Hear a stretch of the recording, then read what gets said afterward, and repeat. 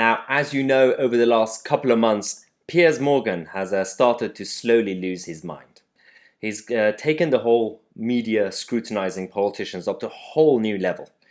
His risky strategy of just provoking for the sake of it is not going too well, because in this video, we're going to expose his hypocrisy.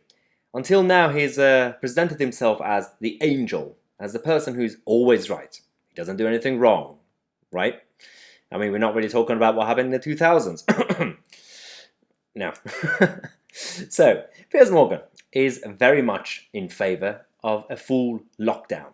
You know, ideally he wants to have an Italian-style lockdown, not even the British lockdown. That's not enough. He wants to shut down everything. He's so scared of everything. So, he's been criticising Boris Johnson. He's been criticising Dominic Cummings for what? For getting into his car with his family, socially distancing from everybody, driving up north to find childcare and, socially distancing. He destroyed Cummings. He said he has to resign. This is a, bad Cummings. Such a naughty Cummings. And when the recent weird protests that started recently in the US and in the UK with the hard left Marxists, with the whole Black Lives Matter and everything, he criticized them. This is a tweet. Barry Gardiner, one of the Tory MPs, actually attended this march. And Barry said, I've been socially distancing since March, but today I broke it to attend this march to show my virtue signaling. Piers Morgan wasn't too happy. He said, this is reckless and irresponsible. Are you ready? Are you ready for this? This is going to be fun. So, we've discovered that Piers Morgan's son attended the mass gathering. I know, it's his son, it's not him. So you can't really attack Piers Morgan for that. But Piers Morgan defended it. Piers Morgan tweeted, I'm proud of my son for attending the march, the protest, which he found profoundly inspiring. I mean, I'm pretty sure you're not really supposed to find marches inspiring. They're just there to... It's not like art galleries or... Yeah, he found it inspiring. He told me he maintained social distancing as best as he could in the large crowd. Not easy, given that many others weren't, but I'm glad he tried. Oh God, this is not going to go well. So, how does he know that Barry Gardiner wasn't trying his best? How does he know that, Dominic Cummings certainly tried his best and he successfully managed to socially distance from everybody. But Piers Morgan's son is an angel. He definitely socially distanced from everybody, and his dad is proud. His dad is a hypocrite. So this is the response we have. This is brilliant. Suzanne Evans, one of the top Brexiteers, responded, Dominic Cummings tried his best too. You didn't cut him any slack, did you? Honestly, Piers. The funny thing is, Piers Morgan, it's so unhinged. He doesn't even care. He has, this happened. This proves everything that we've been saying. We exposed what happened when Dominic Cummings, the whole Cummings gate started, and the media went absolutely crazy, saying that obviously we should start a witch hunt campaign. This guy should be sent to The Hague. I don't know. And you know what they did, the journalists? They were chasing him around his house and his neighborhood without socially distancing. That was one, group of hypocrites. Then you had the BBC Newsnight and Emily Maitlis, who is so fond of obeying to the rules and sticking to the rules. She broke the BBC rules just to personally attack Dominic Cummings and Boris Johnson, up to a point where she had to go into hiding for a couple of days. Now, Piers Morgan, I don't think this is going to affect him because he doesn't really care about any of this stuff, which is really interesting. Now, speaking of Newsnight, as you saw last night, we exposed another piece of fake news that came from the BBC Newsnight, which was about publishing fake numbers, flawed data on the number of people losing their lives in the UK compared to Europe. And so that was fun. Today again, last night, the BBC again decided to break the rules And this time, guess who it was? Emily Maitlis. Watch this. Well, we don't have the clip because we don't want to get attacked by copyrights again, as usual. YouTube is very sensitive. We've got the screenshots and the audio, so let's listen to this first. I'm very proud of our record. When it comes to excess deaths, Britain's currently a world leader. Is that really something to be proud of? Right, okay, so Emily Maitlis is now getting political again. She's now saying, is it something to be proud of? Yes, it is, absolutely. Firstly, the data that you're talking about, the numbers, the UK are publishing their daily numbers based on all settings, everything, hospitals, care homes, on the streets, in alleyways, in parks. In Europe, they're not doing the same thing, especially like Spain. That's like definitely flawed data. Secondly, the UK, the population is much bigger than most European countries.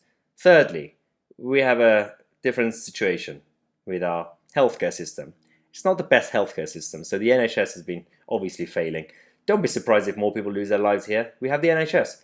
Now, this is thanks to the NHS structure. We have a lot of good nurses and doctors who've been trying really hard. They've been working really hard to fix this, and it is actually thanks to them. It's thanks to the individual doctors and nurses and healthcare workers that we've done generally okay.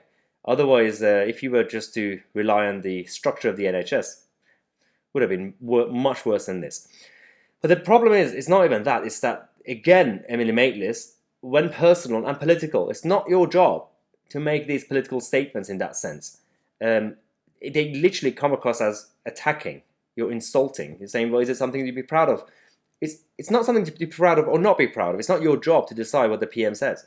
So this is the problem we have. Now, BBC aside, we talk about them quite a lot. Let's talk about these guys. Speaking of woke, the police force in the UK, the same people who, until a few weeks ago, they've been using their drones to go around the country when people were socially distancing but going for walks in isolated areas. They've been naming and shaming the public, the members of the public, the same general public who pay their salaries.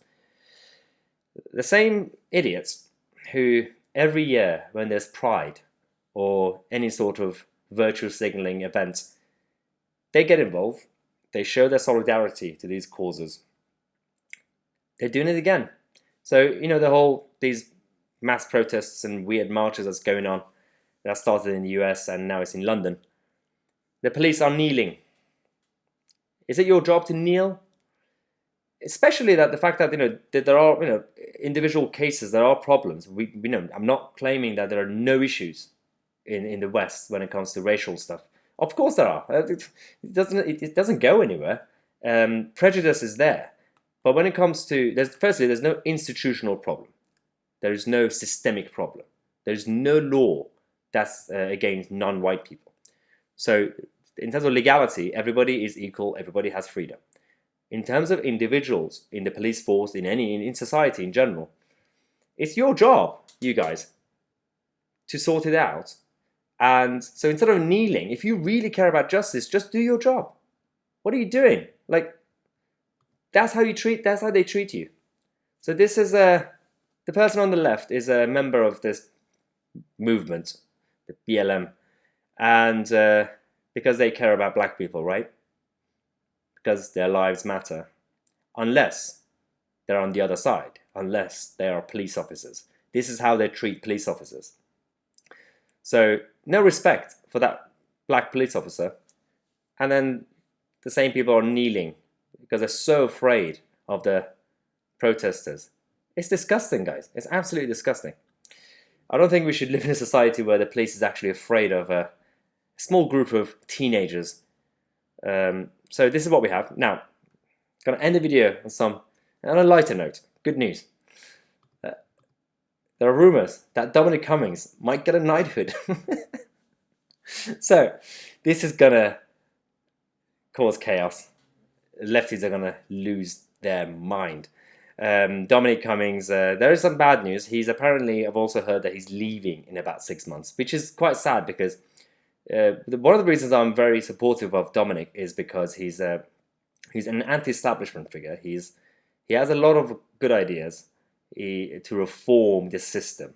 It's difficult, he's been trying, and he's managed a few of them, which is really good. He started the BBC review into the BBC tax, TV tax and everything else, and the Whitehall reforms. He has a lot more to offer, but because of the pressure and because of everything else that's been happening, and I'm guessing probably personal life as well, they say he's leaving. And I preferred if it stayed. I know there are a lot of people in the Tory party who don't like him, and they say, oh God, it's a bit quite edgy, it's best to get rid of him. That's irrelevant. The election is not going to happen until 4 years' time. He could still stay around for another 2 years to do what he needs to do. This is a guy who implemented the modern free speech and academies policies that we now have better schools in this country. Up until that point, local councils were in charge of our local schools, comprehensive schools, and the standards of education was absolutely chaotic. Now they're much better, thanks to this guy, and because he was working for Michael Gove at the time. So, but let's focus on the positive. He might be getting indicted. Oh, so yeah, I'm looking forward to this now. I'm looking forward to the protesters crying and screaming because of Dominic. So we're going to end the video here. Thank you for watching. If you enjoy the content, make sure to subscribe. If you are already subscribed, then join as a member. There we go. You can find the link there. You can find the link in the description. And you could also follow me on social media. Twitter, Instagram, everything. I'm Tousi. I'll see you guys tomorrow with a new video.